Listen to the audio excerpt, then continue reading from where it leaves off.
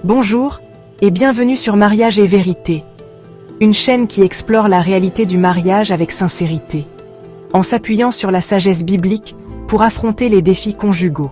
Aujourd'hui, nous abordons une question qui dérange. Pourquoi est-ce que les chrétiens divorcent? N'est-ce pas paradoxal quand on sait que la Bible enseigne que le mariage est une alliance sacrée, un engagement devant Dieu? C'est une question lourde de sens. Et c'est ensemble, avec cœur et ouverture d'esprit, que nous allons explorer les raisons profondes qui conduisent certains couples chrétiens au divorce. Combien de couples s'unissent aujourd'hui avec une vision romantique du mariage, mais sans une réelle compréhension de la profondeur de cet engagement? Combien voient le mariage comme une source de bonheur personnel, une sorte de conte de fées, plutôt que comme un engagement sacré devant Dieu? Lorsque ces couples, aveuglés par une vision idéalisée du mariage, se rendent compte que leur conjoint ne répond pas à toutes leurs attentes, ils se sentent déçus, trahis. Le divorce apparaît alors comme une solution facile, un moyen de fuir la souffrance et de recommencer une nouvelle histoire. Mais le mariage n'est pas un contrat que l'on rompt à la première difficulté. C'est un lien sacré, un engagement devant Dieu, qui nous appelle à grandir dans l'amour, le pardon et la persévérance. Le mariage est bien plus qu'une simple union physique ou légale. C'est avant tout une union de deux âmes, de deux histoires, de deux êtres uniques créés à l'image de Dieu. Certains chrétiens entrent dans le mariage sans avoir pris le temps de guérir leurs propres blessures, d'affronter leurs démons intérieurs, de construire une relation solide avec Dieu. Ils espèrent que le mariage comblera leur vide, apaisera leur douleur, les rendra heureux. Mais la vérité, c'est que le mariage ne peut pas guérir les blessures du passé. Il est essentiel, avant de s'engager dans le mariage, de prendre le temps de se connaître soi-même, de guérir ses blessures émotionnelles, de développer sa vie spirituelle. Vivons-nous pas dans un monde qui prône l'épanouissement individuel à tout prix, qui encourage à fuir la souffrance et à rechercher le plaisir immédiat? Un monde où le mariage est souvent perçu comme un contrat, une option parmi tant d'autres, plutôt que comme un engagement sacré, un don de soi total et inconditionnel. Certains couples, influencés par cette vision superficielle du mariage, finissent par croire que le divorce est une solution acceptable, voire même souhaitable, lorsque les difficultés se présentent. Au lieu de se battre pour leur mariage, de chercher la réconciliation à travers la prière, le dialogue, le pardon, ils baissent les bras et choisissent la voie facile, la voie de la séparation.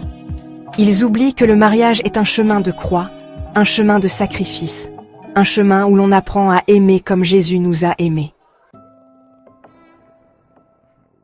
Mes chers amis, qui d'entre nous peut prétendre n'avoir jamais connu de disputes, de malentendus, de conflits dans son couple? C'est humain, c'est normal, c'est même inévitable dans une relation aussi intense et fusionnelle que le mariage. Mais ce qui fait la différence entre les couples qui durent et ceux qui se déchirent, c'est leur capacité à communiquer, à s'écouter vraiment, à chercher à comprendre le point de vue de l'autre. Lorsque la communication est rompue, lorsque les non-dits s'accumulent, lorsque la colère et le ressentiment prennent le dessus, le couple s'enferme dans un cercle vicieux de reproches, de critiques, de disputes stériles. Pourtant, la Bible nous rappelle avec force l'importance du pardon dans le mariage.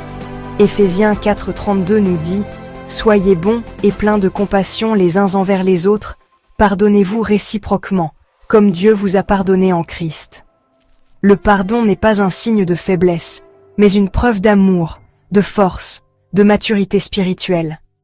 Parlons maintenant d'un sujet difficile, un sujet douloureux qui est malheureusement à l'origine de nombreux divorces, y compris chez les chrétiens, l'infidélité. Jésus lui-même a mentionné l'infidélité comme une cause qui peut briser l'unité du mariage. Dans Matthieu 19:9, il dit « Celui qui répudie sa femme, non pour cause d'infidélité, et qui en épouse une autre, commet un adultère. » L'infidélité est une trahison profonde, une blessure qui laisse des cicatrices durables dans le cœur de celui qui l'a subie. Elle brise la confiance, le respect, l'intimité, qui sont les fondements d'un mariage solide. Mais il est important de se rappeler que Dieu est un Dieu de pardon, de restauration, de nouvelle naissance. Même après l'infidélité, la réconciliation est possible si les deux conjoints sont prêts à faire le travail nécessaire, à se pardonner mutuellement, à reconstruire la confiance perdue. Imaginez un couple attelé à un chariot, mais tirant dans des directions opposées. Le chariot n'avancera pas, n'est-ce pas? Il en va de même pour le mariage. Lorsque l'un des conjoints est spirituellement engagé, qu'il recherche la volonté de Dieu dans sa vie, qu'il nourrit sa foi par la prière et la lecture de la Bible, tandis que l'autre est tiède, distant de Dieu, voire hostile à la foi, cela crée un déséquilibre profond dans le couple. L'apôtre Paul nous met en garde contre ce danger dans 2 Corinthiens 6,14. « Ne vous mettez pas sous un joug mal assorti avec les incroyants. Car quelle union y a-t-il entre la justice et l'iniquité?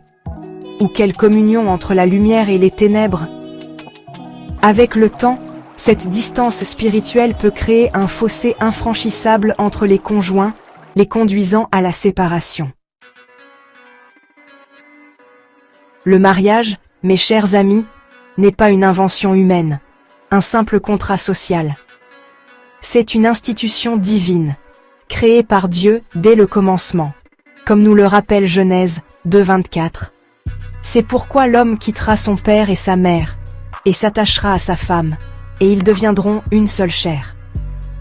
Dieu a établi un ordre, une structure dans le mariage, non pas pour opprimer l'un ou l'autre des conjoints, mais pour leur permettre de vivre en harmonie, dans l'amour et le respect mutuel. L'homme est appelé à aimer sa femme comme Christ a aimé l'Église, c'est-à-dire d'un amour sacrificiel, inconditionnel, qui donne sa vie pour l'autre. La femme est appelée à respecter son mari, à le soutenir dans son rôle de chef spirituel de la famille. Lorsque l'un ou les deux conjoints rejettent cet ordre divin, lorsqu'ils refusent de se soumettre au rôle que Dieu leur a confié, le mariage devient un champ de bataille, un lieu de conflit et d'amertume. Le divorce chez les chrétiens n'est pas un sujet facile, mes chers amis. C'est un sujet qui suscite la douleur, la tristesse, la colère, la culpabilité. Mais c'est un sujet important, un sujet qu'il ne faut pas éluder, mais aborder avec vérité et amour. Dieu ne veut pas que nous vivions dans la souffrance conjugale, dans des mariages brisés, dans la solitude et le désespoir. Il nous appelle à la restauration, à la réconciliation, à la guérison. Dites-moi en commentaire ce que vous en pensez. Partagez vos histoires, vos réflexions, vos questions. N'oubliez pas de vous abonner à la chaîne, d'activer la cloche pour être informé des prochaines vidéos, et de partager cette vidéo à ceux qui pourraient en avoir besoin. À très bientôt sur Mariage et Vérité.